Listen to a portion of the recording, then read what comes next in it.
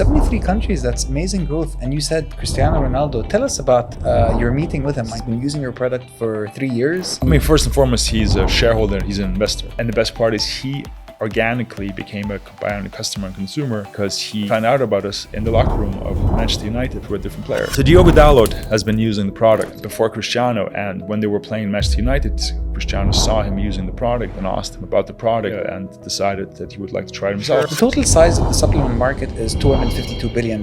How do you explain the high obesity rate in the US? As I always say, the first 1,000 customers, they're your biggest ambassadors. They can make or break any brand. $82 million is the amount he invested.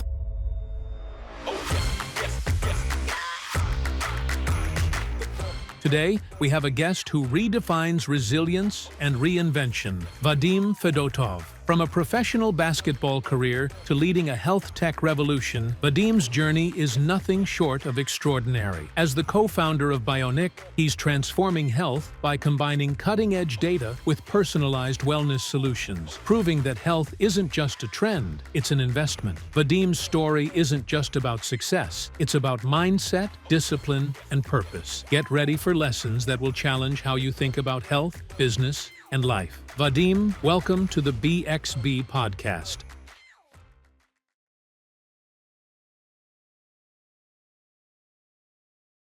Welcome back to BXB Podcast, the show for business owners, entrepreneurs, and dreamers that are looking for insights that spark transformation. Today's guest embodies resilience and innovation. Vadim Fedotov, a former basketball player turned health tech entrepreneur, is redefining the wellness space with his latest company, Bionic. Lovely to have you with us.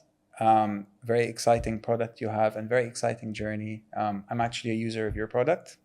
I'm into the health and wellness space. I used to have a healthy food brand, took it to a few countries, scaled it. And I always thought about a product like yours, and then I find it online and I order it and I realize, wow, there's someone that's actually solving the problem. I look at the back of the product and I realize that there's a human behind it. So welcome to the show. Thanks for having me. Thanks for supporting the brand. It's always nice to speak to people who've been using the brand before meeting in person, because there's a lot of interactions going on that are already product-based. But also the way how you got to the product is interesting. What made you choose it and what made you take it and continue taking it?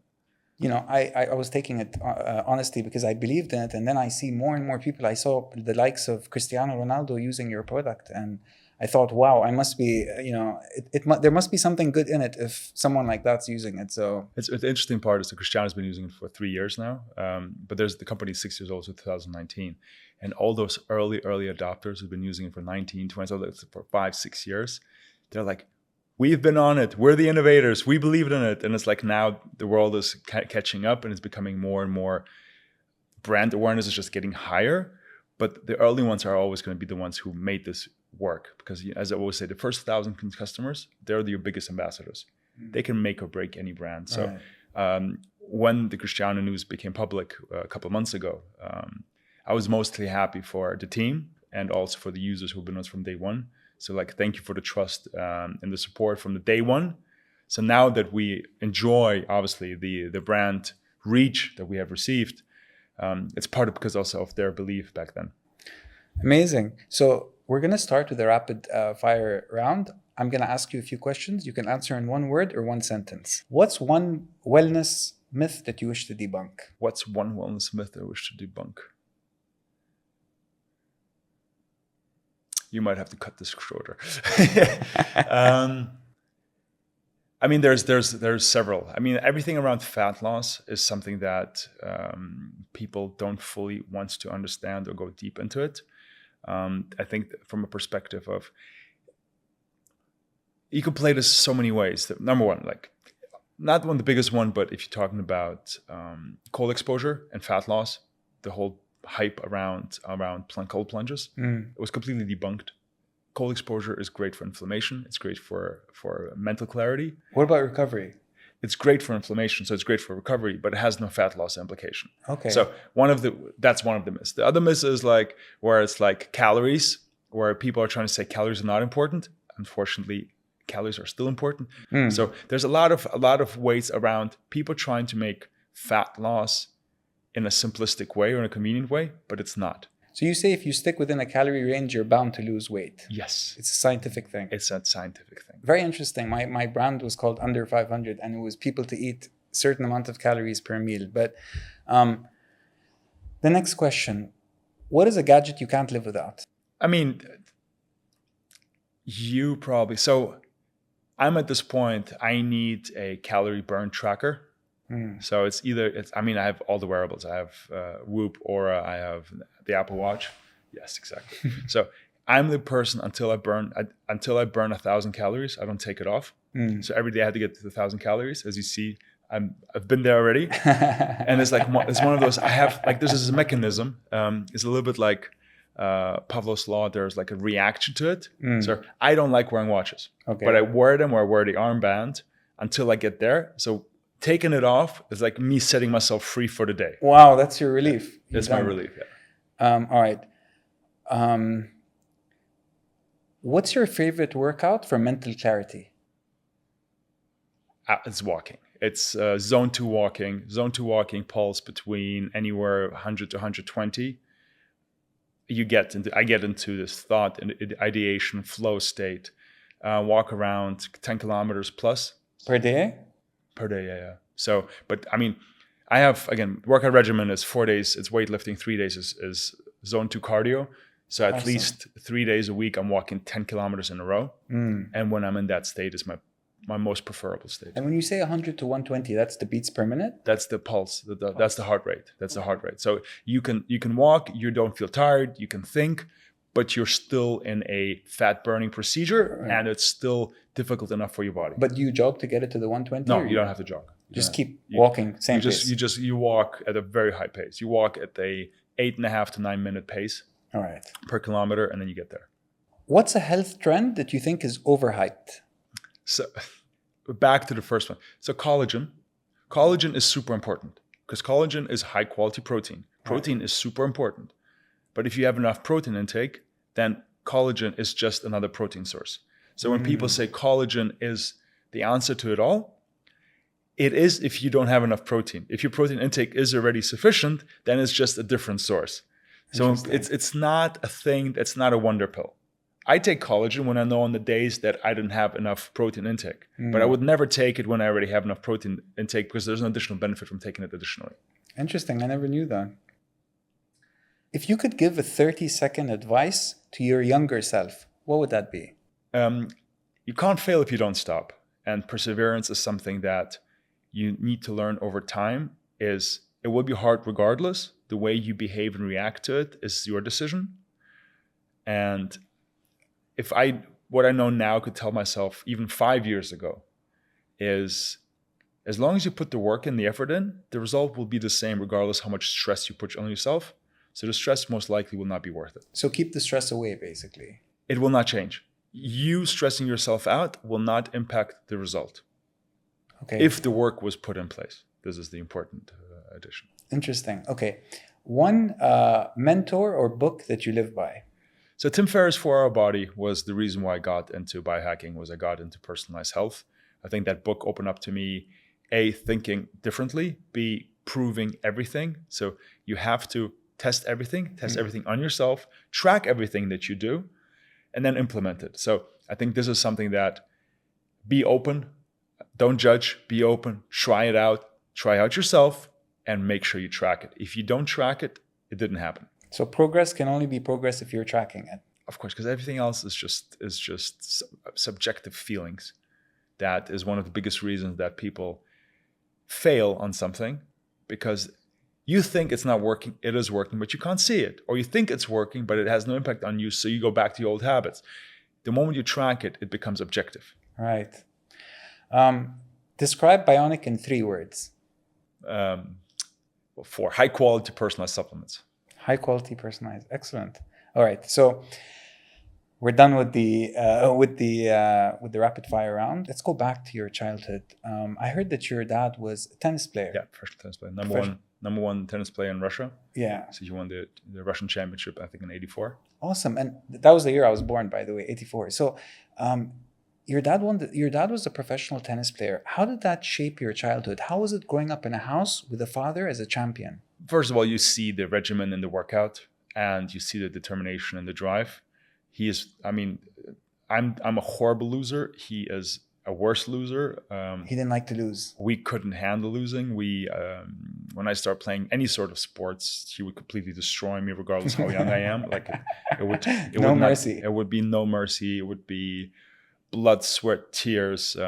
You get to the point. I mean, the things that if I look backwards now, it's 2024. If I tell you things now, I mean, in our very careful society, like, I mean, we're getting to the point where I would break my hand without knowing it, but I found out later, and I would play with my broken hand. It would really hurt to dribble. Oh wow!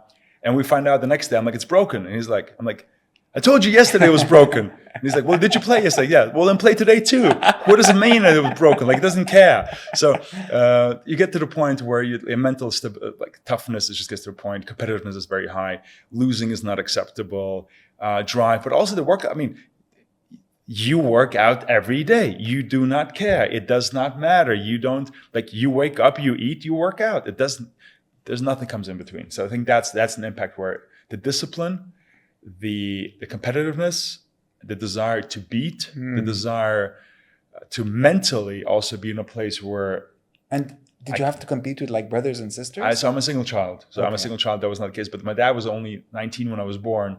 So up until his mid-30s, we were still like battling it out on any court or any field that you can imagine. So was it basketball or tennis that you guys played more together? I grew up playing every single sport there is. I played anything from soccer to baseball to volleyball to table tennis to, I mean, there was not a sport. If it had a ball in it, I would play it.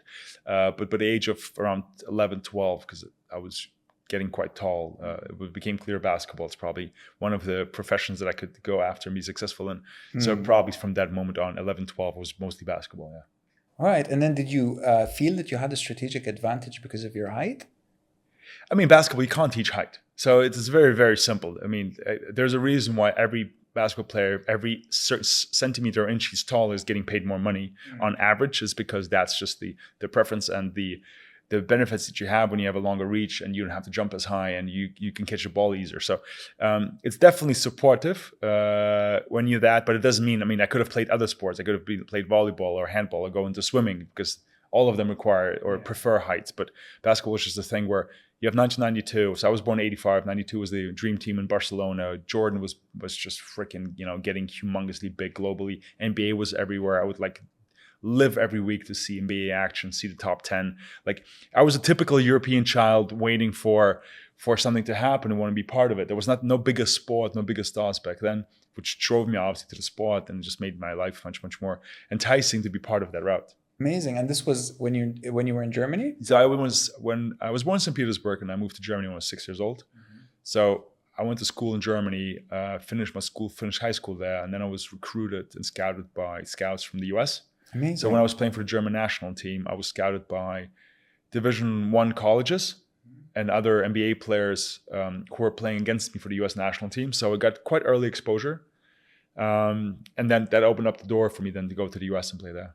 Amazing. And so you went there to play professionally in the US. So it's called, so the way it is, it's you play for the university. So there's 3 different divisions. Division 1 is the highest division. So I went to the Division 1 university at Buffalo. It's in Buffalo, New York. And I played for the Buffalo Bulls for 4 years.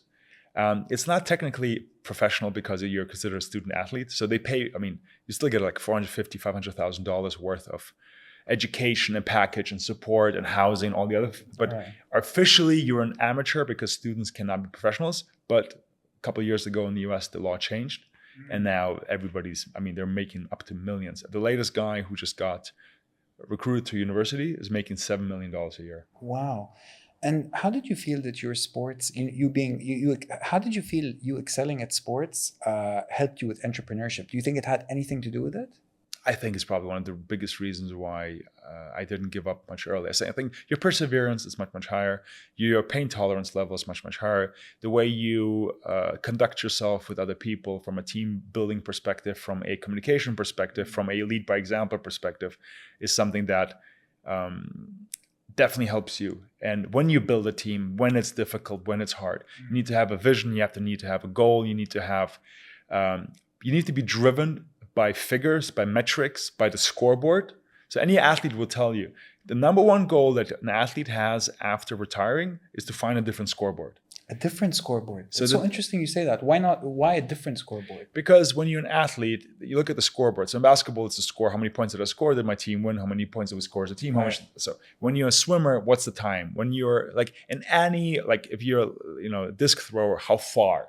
So there's always a scoreboard that indicates your performance. Right. The moment you retire, if you don't have a scoreboard, but a scoreboard can be anything. The scoreboard can be, how much money do I make? How much money does the company make? How many children do I have? How many classes do I teach? How many diplomas do I get? Like, you don't have to limit yourself by monetary thing. It can be educational. It can be life impact wise. It can be different kind of things. But any athlete has to have a scoreboard, because otherwise he would have to admit to himself that he's in his 30s. He is already done achieving things. And that's not healthy. That's so interesting you say that. So what's your personal scoreboard today? Oh, now it's very simple. For me, Bionic allows me to directly impact the health of millions of people. And my goal is to make this a global company.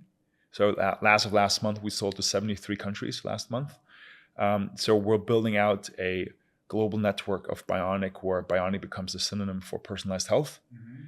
And when you look at the business, the reason why unicorn, and which is $1 billion valuation for any startup, is such an important figure is, of course, the monetary part that comes with it, but it indicates that you were able to shift and disrupt the complete industry. Because a unicorn, with the moment you become the valuation of $1 billion plus, means that you disrupted an existing industry. Right. When you have enough backing, enough demand for it to grow further. So I believe as a Bionic is like, how many consumers stay with you actively? That's the starting point. But those active consumers on a scale will get you to a global presence, will get you to a economic situation that you have a sustainable business to then grow it out and support and optimize more people. Exactly. So improving people's lives is your mission, and that's kind of your... But you need a scoreboard for that. Because I can say that and I can impact your life and your friends' lives, and then I already hit it. That's already, So you want to get to a unicorn? That's the ultimate one. You can never say that initially. Like as your founder, if you say what you're trying to do is sell your business, that will fail. Right. You cannot, if the end goal has something with a figure in terms of money on it, it's going to be incredibly hard on those hard days when everything's going. But the moment you put yourself in a position where like, hey, I want to change people's lives. I want them to stop buying off-the-shelf products that their body doesn't need. I want them to educate themselves that their body changes over time. I want them to not blindly trust things online and think that all bodies are the same. When you wake up with this kind of conviction, then when you have a hard day, when everything doesn't work, when you have problems, when employees quit, when advertisers, when Facebook breaks down, all those things, it doesn't change. It doesn't take away from your conviction that what you're doing is the right thing. Right. So I want to go back to you playing basketball at university. You were playing professional basketball. You tore your ligaments a few times, your ACL. Tell us about that struggle and then how you overcame it and then your move to the corporate world. So I tore my ACL 4 times. The first time when I was 19, just before I went to the US, and then I tore it 3 more times there. So most people, if they heard of an ACL injury, it's one of those things where it takes 6 to 9 months to recover. So during my 8-year professional career, I spent more time rehabbing than I actually spent playing on the court because of the process. So one of the reasons I am in health optimization, because the rehabilitation process and how to support yourself and to also prevent further injuries was something that became very, very clear to me. Not just about preventing further injuries from playing sports, but just from being and growing and being active when you're growing older, right? So going through that process was something that was made very clear to me, the importance of looking after yourself, but also the technologies that are out there. So while doing all those rehabilitation processes, I was exposed to those technologies, the innovations in the medical space. And because it happened over 4 or 5 years, I could change what changed in the segment industry. So what were you trying that was not working for you at the time? So again, when you look backwards, the first surgery and the last surgery, like the first surgery was a experimental surgery that was done in Germany with human growth hormones. The second surgery, they took a patella tendon. The third one took a hamstring tendon. And the fourth one, they took actually a tendon of a cadaver. And they replaced it. So the fourth one that I did was a 28-year-old motorcyclist from Netherlands. And they donated it to you? They donated his patella that was put into my knee. So wow. Imagine you go through this and you're like, wait, I can do growth hormones, patella, I can do my hamstring, or I can do cadaver. It's like, wow. And that's in a span of 4 years. Like you were personally exposed to the differences and the changes in the medical industry. I'm like, what kind of innovation is going to happen in the future? Of course, back then I had no idea. I wasn't thinking about it. I was just thinking getting back on the basketball court. But now I'm sitting here at almost 40 years old, like, oh my God, this is in a span of 4 years. What's going to happen right now? Right now, you get injected with, I did a stem cell therapy 2 weeks ago. How did that go? We'll see, because it can take 8 to 16 weeks to figure it out. But now I have, muse stem cells in my knees to support my ligaments and my cartilage. So now we're here in 2024, right, where we're talking about those kind of things. What's going to be the next part? So I think there's an ever-changing landscape, and what makes it very interesting. The reason how I got into the corporate is because I realized that physically I am not capable back then to upkeep the performance that I want to. It was very clear also that I'm not ever going to be good enough to have a significant impact. So what was that turning point? Were you playing, and then was it the fourth injury, or was it something else that told you, fine, this is not for me? No, of course. The injuries, again, every single day on the court could be your last. There's no reason to make mid or long-term plans. You'll never sign a long-term contract. No insurance So provider. that was just to keep your university going? No, it was for my ego. I wanted to leave the court on my 2 feet. I don't want to have any position where I'm getting carried off on the court For sure, and then never return. yeah. So, was it also maybe you think, were you doing it to impress your dad?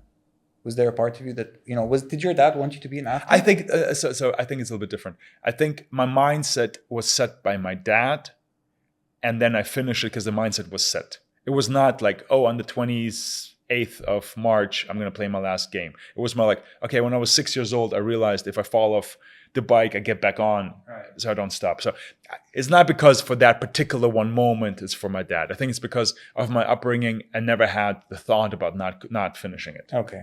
So I think it was more something you wanted to finish, and then what was that point where you realized, fine, let me try corporate? This is... Oh, it's very simple. The moment you go after the professional basketball, you go to the market and your agent tells you have 3 offers.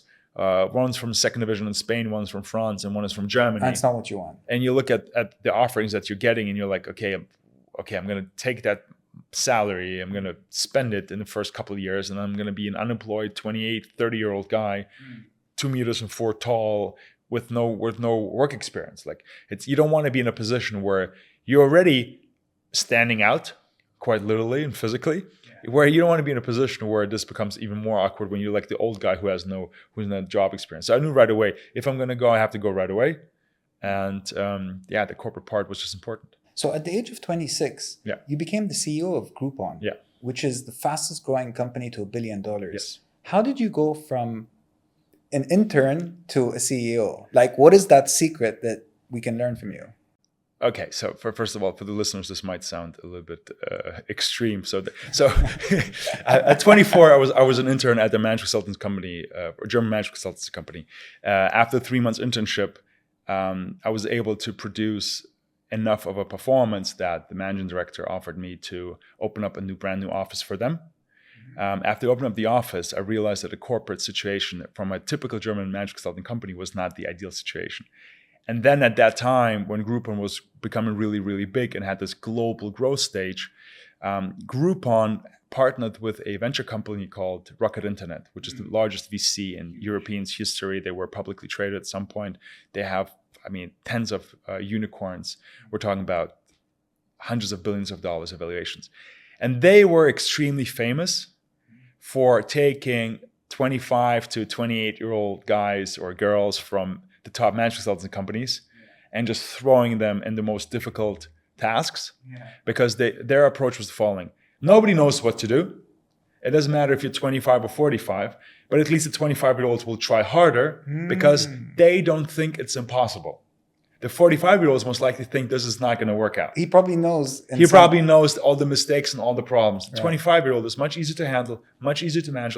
Thirdly, they're much, much cheaper. Right. Because at that age, dude, like if you tell me I'm CEO, So wait, you were an intern. How did you convince? that's 2 different companies. So, Okay, so you were an intern. So I was an intern in a previous company at the management consulting company. Then Yeah. I became the head of department. I became head of the office. So by the time I was speaking to Groupon, I was already head of a department at the large management consulting company. Okay. Groupon hired me initially as a commercial director. Mm-hmm.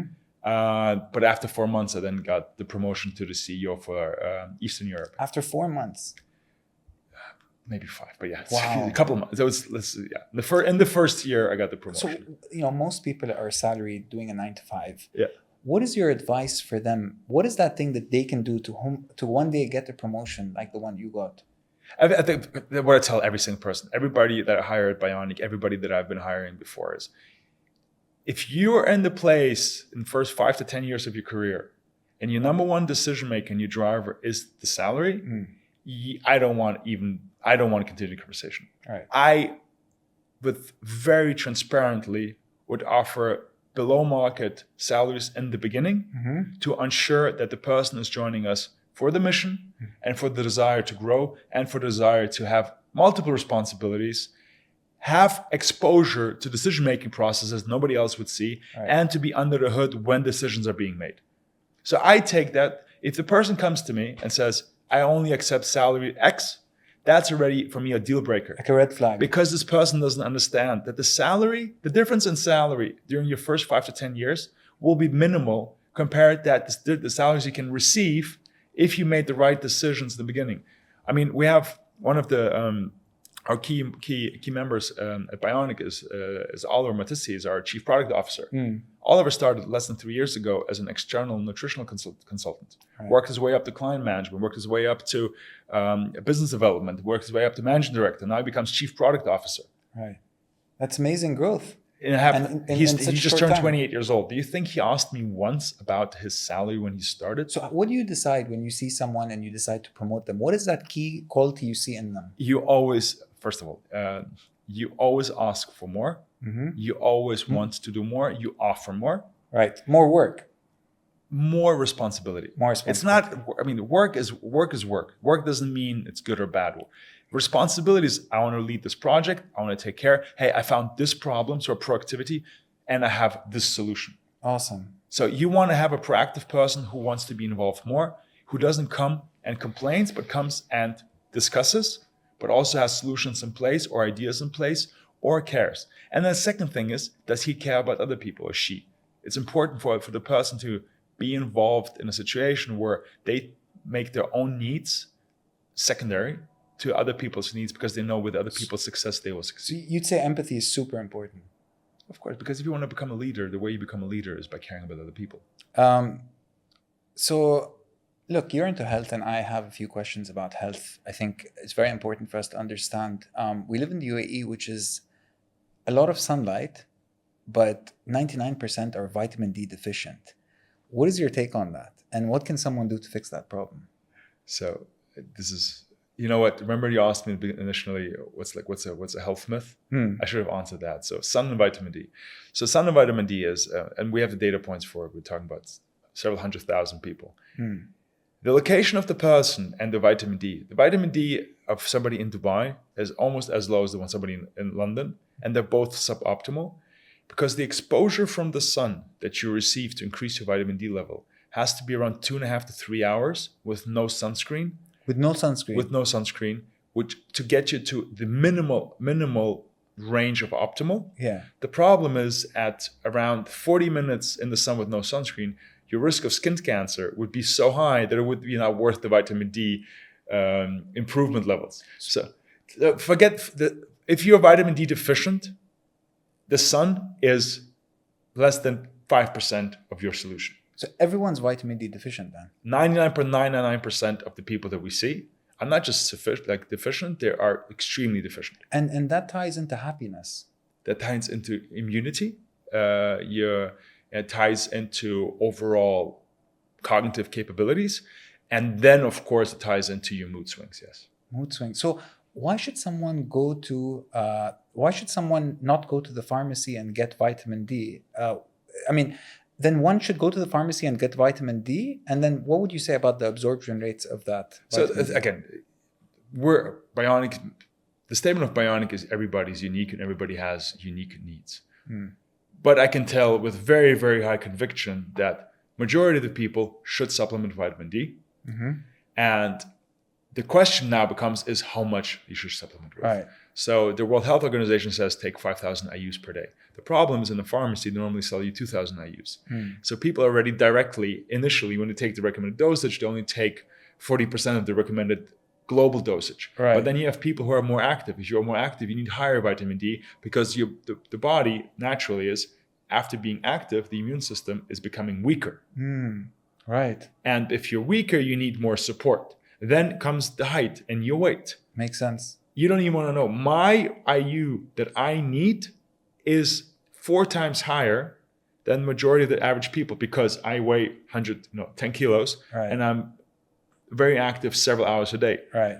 So of course I need a different dosage than somebody else. So to answer your questions, vitamin D is necessary for 99.9% of the people. Now comes the question of the dosage. Right. So at 2,000 or 4,000 IU, you can't go wrong, but it would not lead you to an optimal level.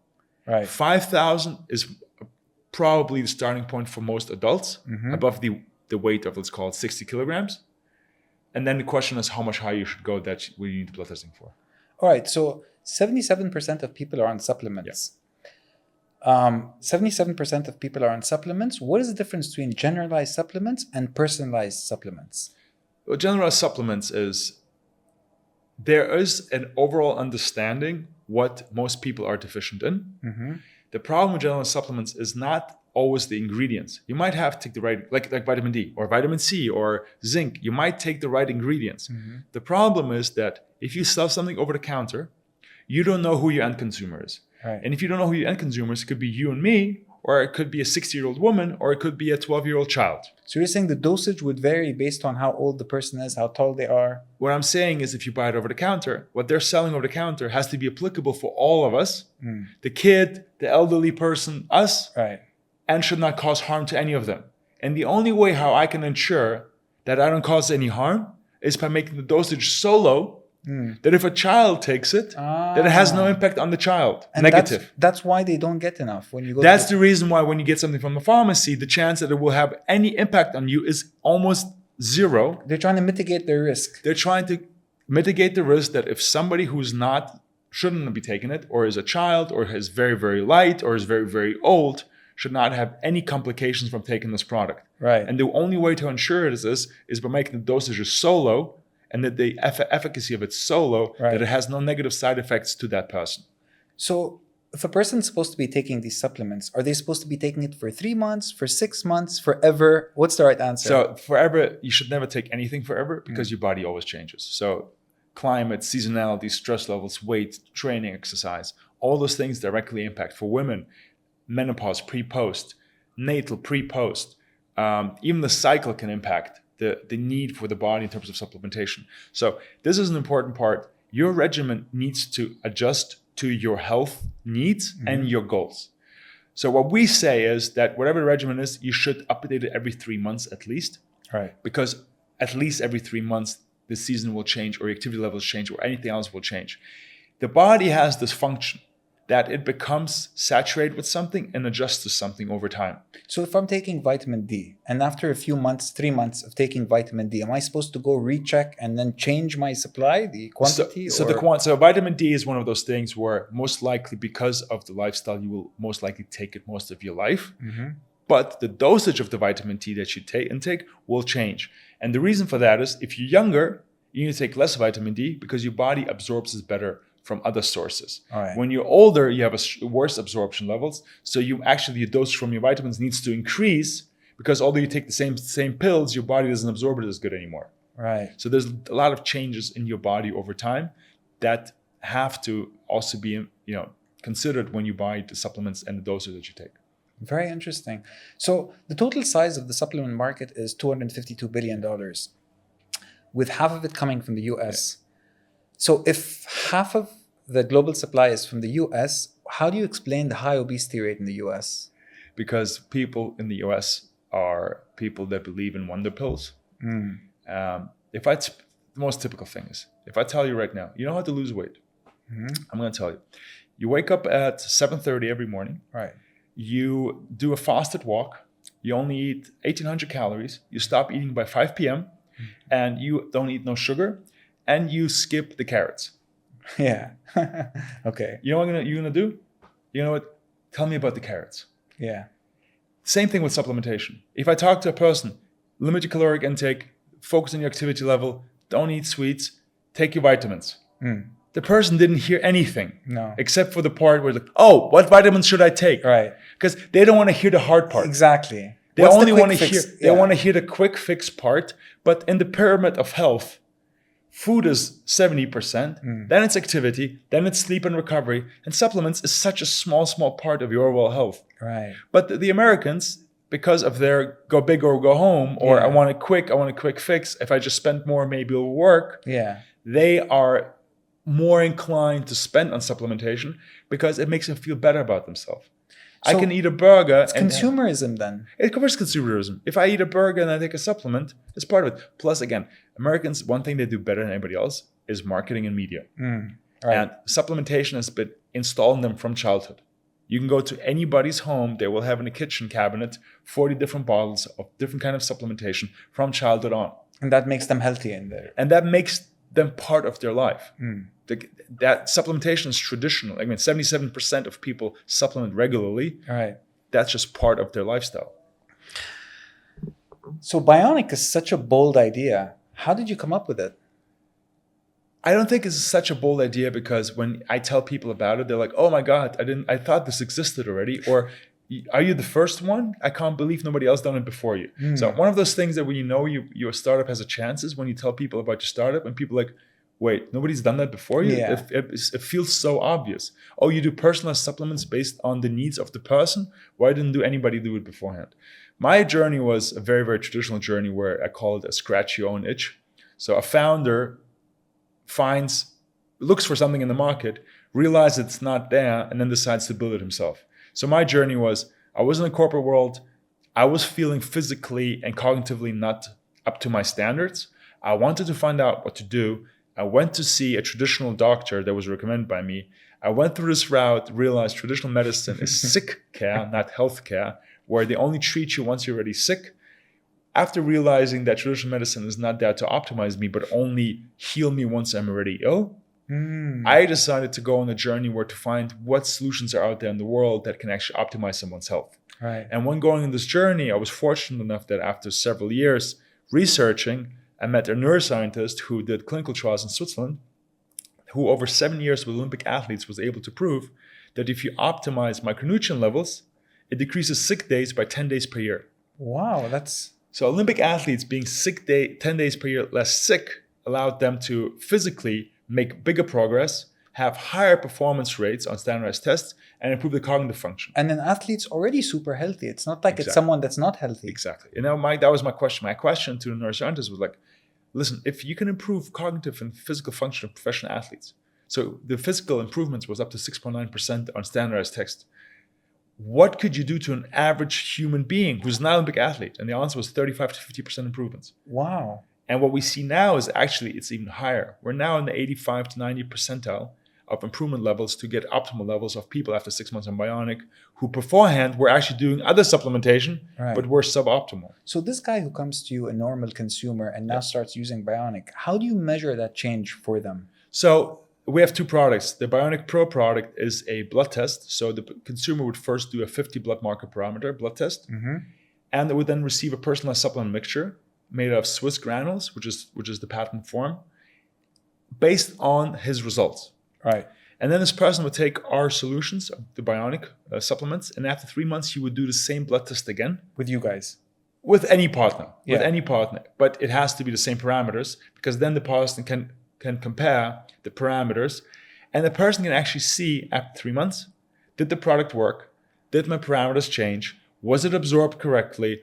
Am I in the optimal range now? Yes or no? And so the feedback loop that we created is the only one in the market where the incentive of Bionic is the same as the consumer, to improve over time visibly. So when I came, I took your product, I ordered it online, normal route, but I didn't do the blood test. Yes, so you did Bionic Sub, you did Bionic Go. Go. So after 5 years of doing blood testing all over the world, we amassed a critical mass of data points that now allows us, before you received your product for Bionic Go, you did a questionnaire, around 45 to 50 questions. Exactly. It was the most in-depth questionnaire in the market. We're the only company in the market for supplements who asks the person about their weight and their height. Because we're the only company who can actually adjust the dosages of the supplements given what you would need for your needs as a person, not just a one-size-fits-all approach. So what we were able to do is, after amassing the critical mass of data, we were then able to create, based on our algorithm, a second product called Bionic Go, that when you fill in the questionnaire, we will match your results of your questionnaire to people who in the past did the questionnaire, had similar answers as you, but did the blood test. All right. So it's and then you match the age and height. Exactly. And then it's a prediction.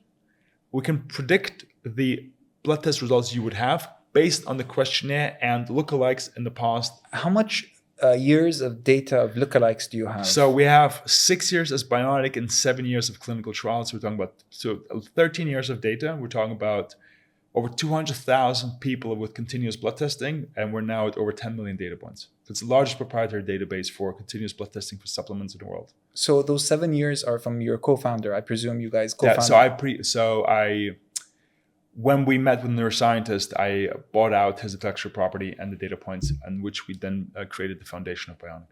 All right. And he didn't join you as a partner, or did he join? He initially joined as a partner while setting everything up, yes. All right. Okay, good. So you started Bionic in which country? We started 2019 in London, so Okay. out of the United Kingdom. We expanded out of the United Kingdom. We grew it to 12 countries we were operationally in. Mm-hmm. We came to the UAE in 2021. Right. And then end of last year, we completely reshaped the company and set it up to become a global company. So now we don't have operational points. We don't have to operationally open any markets anymore. As of today, any country in the world consumers can buy us from. If you have access to Bionic.com, the website, you can upload your blood test and you can receive your. And you have like local people, like in each country, a local. We don't need this anymore because it's it's a direct consumer brand. Okay. So initially we had to have local people, local partners in every country to do blood testing for you. Right. Because we now have two products, one that doesn't require the blood test and the other one that has the option for you to upload your PDF. But how does the person get the blood test? Like for me in Dubai, I wouldn't know where to go to get a blood test. Would you send me to someone? If you're a Bionic Pro consumer and you reach out to us and you ask what laboratory you can recommend, right, we would then, of course, recommend you to a laboratory. If you're in a country that we are not present or don't have operations, we would do the same thing that you would do. We would Google and find something. So if somebody from Ecuador reaches out to us and like, hey, I would like to do a blood test, we would be like, the laboratories that are available online are here, near here. This is the parameters that you would need. Right. If you're one of the countries, one of their partners in, like one of our partnerships is with SynLab. It's a public traded company with 30 countries. Okay. Of course, if you're one of those 30 countries, we can directly do SynLab and you can partner with them. Interesting. So you have a company that's based in many countries. Yeah. You're based in Dubai though. Yeah, I moved in 2021. I moved to Dubai around right after COVID. Mm-hmm. Didn't know for how long, but it's one of the best decisions I've ever made because it's been just a blessing to be here in terms of the convenience, safety, innovation, speed, but also the openness has been second to none. And I keep telling people that I lived in Munich, New York, London, Moscow, and as of right now, I believe Dubai has the number one place in terms of just overall quality of life. Awesome. That's good. That's really great to hear from someone like you. So back to Bionic and AI. Do you guys use AI at all? If so, how do you use AI to help you with your scalability and operations? So AI used to be this word that everybody talks about, but nobody knew what it actually meant. I think now we surpassed the point. People better and better understand the way this works. Isn't it's an algorithm. The algorithm works the following: you do the blood testing, you receive the product. You take the product, you do the blood test. We see how the ingredients that were recommended to you, the dose recommended you, impacted your results. Right. If you do this over and over again, several million times, you can predict initially how the formula will impact your blood testing going forward. So it will impact then also the ingredients and the dosage that we do. So the way the company works is, the way the algorithm works is, it takes into account previous results to predict the future results to make the formula more precise towards your needs. So you're going to know what I need before I need it? We know what dosage we can give you that is, although being safe, will be the most efficient. For example, your vitamin D is low. Right. If you would have come to us 5 years ago, we would have given you an average dosage. Mm-hmm. You would have done another blood test in 3 months. We would have bumped you higher, but not close enough to optimal level. Right. Because we would have been unsure if this dosage would not be too much for your body to handle and we might overdose. So the number one job of any health company is you have to be safe. So we have to be safe. Right. Now we know exactly that at this dosage, you are safe, but also much, much quicker to get to your optimal level. So instead of 9 months, we can get you in 3 months there. And that's because of the bigger data sets. Of course, that's because we now fully understand. We can now predict what dosage we can give you without causing any side effects towards you for you to reach that level. So you grew your business and you stay in Dubai, and they say it's very lonely at the top. Have you lost friends on the way to the top? I think everybody, first of all, you lose friends not because it's lonely on top, you lose friends because you get old. I think when you get old, many people, the way I see it, but also from if I look at my parents, you kind of close down and your circle becomes smaller and smaller. If you refrain to the fact that, when you're a founder, an entrepreneur, and somebody else, one of your friends is more corporate, they don't fully understand the entrepreneurial life. Right. And over time, as an entrepreneur, you don't fully understand their corporate life. Yeah. So it's hard to discuss because as an entrepreneur, you live and breathe your business. There's no holidays, there's no weekends, there's no time off. You want to talk about your business, you want to share about your business. Yeah. And if you're corporate, it's complete opposite. They switch off the weekends. The moment you're at the office, you're not getting paid for it. So why would I think about it? Exactly. So then two people meet that one is completely switched off, one is completely switched on. It's very, very hard. And then you come across as the person that only wants to talk about work. So it's just it's a different mindset, and you change over time. So I think the maturation process, the fact that we're becoming less social with age, and the fact that the things that motivate you, that drive you, are so different to the let's call it the corporate 9-to-5 people. That's a typical thing. The second thing that I think that you also refer to is it's very, very known, like, don't make business with your friends. Become friends with the ones who you make business. I think that's something that I can completely support because business itself is already so stressful. You should not put that stress on top of a relationship or even a family member or a spouse or anything. So don't discuss business with them. I think unless the other person is also an entrepreneur, it's probably not wise to overdo it because it might feel selfish to the other person. They don't understand that you're doing this because this is just the way you're wired. You're not doing this to show off or to share. They think you're showing off, Depends. I mean, if your business is doing bad and you're complaining, then you're venting. Right. It doesn't matter what you do; it's not going to be good enough for the other person because the other person wants to probably discuss social events or travel plans. Or someone said something. Or rumors. Yeah, sure. I mean, so what is your advice for that young entrepreneur that's looking up to you and saying, I one day want to have a company like Bionic. I one day want to go to multi-countries. What is your advice for them that they can implement in their life? I'm not going to say something that's not going to be very proper. Don't quit your day job.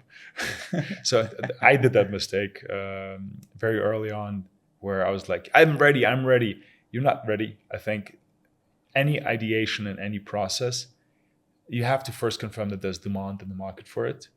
So whatever you do, don't jump off what allows you to work on your project. So if you have a day job that allows you to work on the weekends on your idea, that allows you to work on the evenings on your idea, that supports your financial freedom, keep it for as long as possible. And do a side hustle. And do it as a side hustle for as long as possible until the demand is proven for you to be able to take that. Because otherwise, it's really hard enough to give yourself enough time to have a quality product or quality service.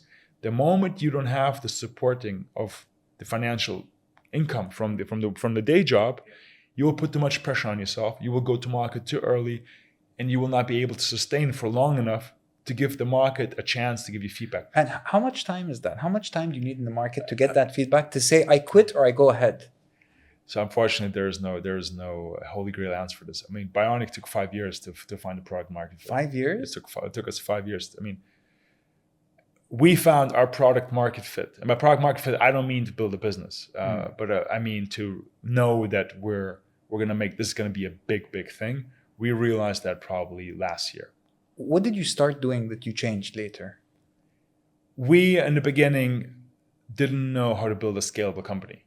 We knew that we're really, really good when we're hands-on, but we didn't understand being hands-on is a limitation for its growth. It's a limitation for its valuation. It's a limitation for its It's integration with other partners. And just took us very, very long to break it up, because it's very hard to break something that works, but you have to admit to yourself that what's working is not sustainable, or it's not something that can be scaled.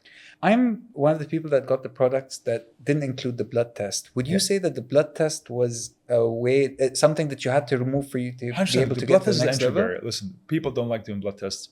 The people who do the blood tests, we call them, I mean, this is the Formula One drivers. This is the Cristiano Ronaldos of the world. This is the people who are so in tune and so focused on themselves that they go through any threshold to get that extra 1%. Right. Those people, the reason why we know of those people is because they are the global setters for innovation, for support, for integrating the newest technologies into their daily lives. Like an athlete, you would say, almost. Of course. I mean, but again, our Bionic Pro users are businessmen, businesswomen, longevity experts, medical field, people who are looking into anti-aging, anybody who's going the extra step. Right. Bionic Go is for the person who wants to replace a general approach to his unique approach, because he understands his body is unique, his needs are unique. So removing the entry barrier of the blood test opened up a completely different world for us. Right. As I said, we went from 12 countries to 73 countries because of removing of that part. But we would never be able to offer that. We could have not started right away with the questionnaire. Right. Because we would have not been able to predict what you would actually need. You needed that 5 years. We needed the 5 years. We needed the clinic. We needed the critical mass for this to create. But again, we could have had the critical mass and then introduced the product, and nobody would have bought it.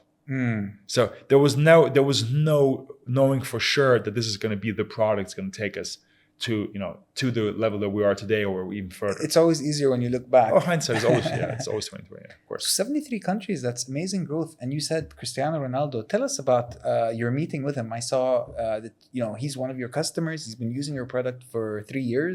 How did that go? How did you? I mean, first and foremost, he's a shareholder. He's an investor. Exactly. So again, I think it's very important that I don't think for any brand or company there's a higher way to emphasize the importance of the product working, is when somebody who can have any product in the world, can try any product in the world, has access to any product in the world, not only decides to try your product, use your product for years, but then also being convinced that this is the product that he wants to be part of the journey, of the vision, of the mission to disrupt the traditional one-size-fits-all approach. And I think this is a really important part where, for us, it's also confirmation we're on the right track. And obviously since him joining, it's been an incredible game changer for us, and just in terms of the brand trust and brand awareness is a day and night. And anytime we have a conversation now with any potential partners or potential users, the argument that somebody of his stature, who is the embodiment of Bionic, it's a personalized approach to performance and longevity. I mean, he's doing records at 39, 40 soon that nobody's ever done before. It's been an interesting journey. And the best part is he organically became a Bionic customer and consumer because he found out about us in the locker room of Manchester United through a different player. That's so interesting. So another player was using it. So Diogo Dalot has been using the product before Cristiano, and when they were playing Manchester United, Cristiano saw him using the product and asked him about the product and was fond of the idea and decided that he would like to try it himself. So his team reached out to us. This is back in 2022, asking about how we could make this happen for him to become a Bionic user. And again, what was that feeling for you when you heard that? It's an incredible feeling, but again, as a founder, you're a little bit different. People like from the side are like, they want to congratulate you, or they want to celebrate, or they want to jump up and down. They can't believe it. As a founder, the only thing you think about is like, how do we ensure that quality is, how do we ensure that it's anonymized, how do we ensure the privacy, how do we ensure this goes how do we ensure that it gets in his hands, how do we ensure that he knows how to take it. How do we ensure we don't mess it up? all those things that you need to do to ensure that he fully experiences the idea behind the product and can appreciate what we're trying to achieve on a global landscape. Yeah. So $82 million is the amount he invested. $82 million is the company valuation at the once he invested in. It's the company valuation once he invested? Yes. All right. And What would you say is the future growth for Bionic? And if you were to look back 10 years from now, if you were to look 10 years into the future, what would you say is the future of Bionic? Where do you want to go from here? I mean, what we're building is we want to be in every household that in terms of supplementation support. We want to replace the current products that are off the shelf, that are not personalized, that most likely don't have an efficacy behind them because of the dosages or because of ingredients that at this given stage in your health journey, you probably should not be taken. So we believe that we're changing the approach. I mean, customization is everywhere now. Everybody who does anything, I mean, starting with your phone, you customize the wallpaper, you customize the screen, you customize the font. Well, you could do all that. How about customize the things? Like, you wouldn't eat the same 2,000 calories like everybody else, right? Exactly. You would adjust that part. So here's the same thing. But you wouldn't eat 2,400 for the rest of your life. You would eat whatever is need be at this given moment. So Bionic is part of your personal health journey. And I believe that in 10 years from now, we'll be part of the daily household where different people in the family will have their own supplementation depending on their needs and goals. And it will be an ever-changing product because it evolves together with the person's needs. What would the future look like for you if it was the optimal solution? Like, do you imagine everyone using Bionic? Athletes? I've been shown right now, everybody. We have consumers up to 92-year-old females are using Bionic on a daily level. So the athletes use it because, as I said before, athletes will do anything to get the extra 1% in performance levels. Other people use it because on their level, it's such a critical point because the body's absorption levels change over time and the needs change over time. So this is not an athlete-only focused product. It's somebody who's trying to improve their performance and wants to be confident in the product they're taking. This is what it was in. In terms of my vision, I always said that I live in the future where I believe that we will have constant monitoring of our health vitals, and that the product that I will intake will be presented to me on a almost multi-daily basis, which means I will be able to scan my overall needs. Can it be like, the fridge of the future has a scanner for your eyes, your face scanner, and your health vitals, right, and then produce the shake with the macro and micronutrients you need at this given moment, depending on your strain, depending on your recovery, depending on the quality of sleep you had, and depending on the goals for the day. So like a daily personalized intake of supplements. That is something that we're working towards in the future. That is something that is going to be possible, I believe, in less than 5 to 10 years, where you will have the innovation instruments at home to be able to scan, like an integration with a wearable. That's the easy part. This is already working with us in terms of in the application part. The integration of the wearable is the easy part. The adjusting the product on it quick enough that if you had a long run yesterday, you need more carbs today, or you had a heavy session, you need more protein, or your vitamin B is going down, and your brain function not as high, you need more fat. Right. All those kind of things is in the macro level. And then the micronutrient level is the same thing. Or you're going to catch a cold, you need vitamin D or vitamin C, or depending on what the goals are that you mentioned. Yeah, this is something that we'll be able to do on a much, much more higher interval level than currently. Look, you're into health. I used to have a healthy food brand. In our world, we want to see everyone healthy. The reality is most people around the world, especially in this area, we have a very high obesity rate. If you had 30 seconds to convince someone why they should be healthy, what are those words you would say to them? I mean, first and foremost, you need to look after yourself like you would look after the health of a loved one. So what people always say is, like, if your parents or your child would get sick, you would do anything in your power possible to make sure that they get back on their feet. Well, what would you do? You would make sure you tell them to stay in bed. You will make sure they eat right. You make sure they take the medication. You make sure they take the supplementation. You make sure that they do everything possible to get it right. Well, for you to be able to do that, you have to first and foremost take care of your health yourself. Right. Most people, they would do everything possible for their loved ones, but they completely neglect themselves. And you need to be healthy to be able to help someone else anyways. So that's my 30-second pitch. If I'm not capable to help other people, then what am I good for? When you think about legacy, what is that legacy you want to leave behind? I think the legacy part is you want to build something sustainable and something scalable on a level where you believe you had an impact on people's lives. You have believed that you have changed something. and that you've made a dent. Awesome. And what is that ultimate goal for you? I don't think that exists, because the moment you hit the ultimate goal, I don't want to die. So there's phases, there's chapters, there is milestones, but there's no ultimate goal. So what's next for Vadim and Bionic?